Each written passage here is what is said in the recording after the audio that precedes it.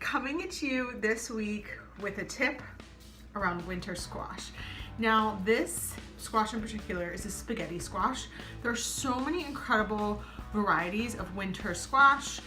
I'm not gonna get into that today, but the basic sort of method that I'm going to show you to cook this, you can use for any winter butternut, acorn, delicata, any kind of winter squash that you have, a pie pumpkin.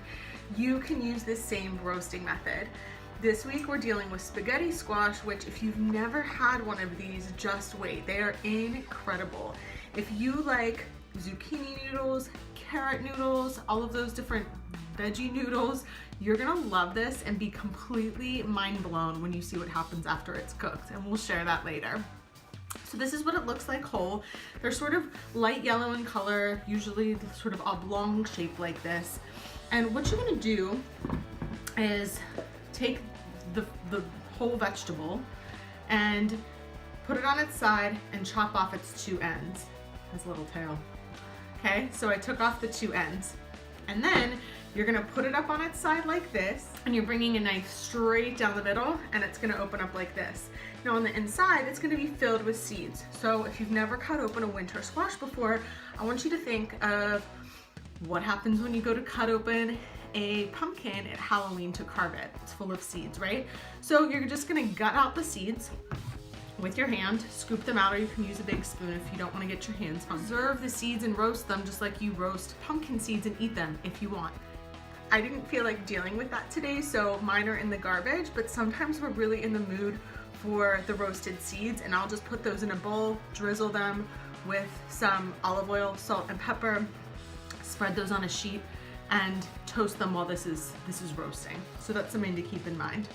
So now that I have the seeds gutted out of the vegetable, I'm gonna take this and set it face down on, or in, just a roasting pan that I have filled with, I don't know, about an inch, maybe an inch and a half of water.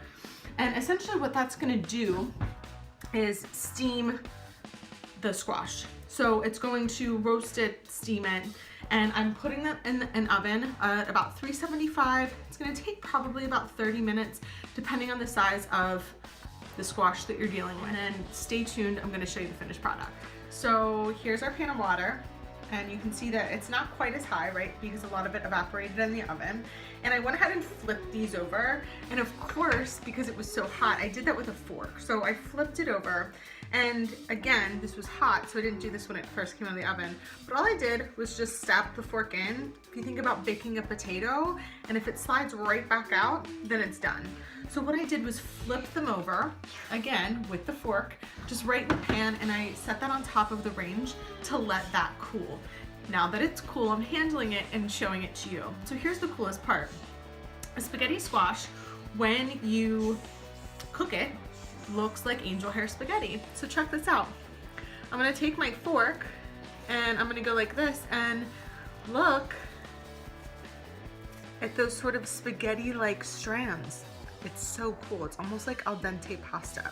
So you can do one of two things. You can shred this all right out of the shell and you can put it in a bowl and eat it that way. Or you can just sort of fluff it like I was doing here and keep it right in the shell, and then set the shell right in a bowl with whatever toppings you're putting on there. We are doing some spiced lentils, we're doing some ricotta cheese, we have some really incredible recipes coming up in the meal plan. I hope that that's really helpful.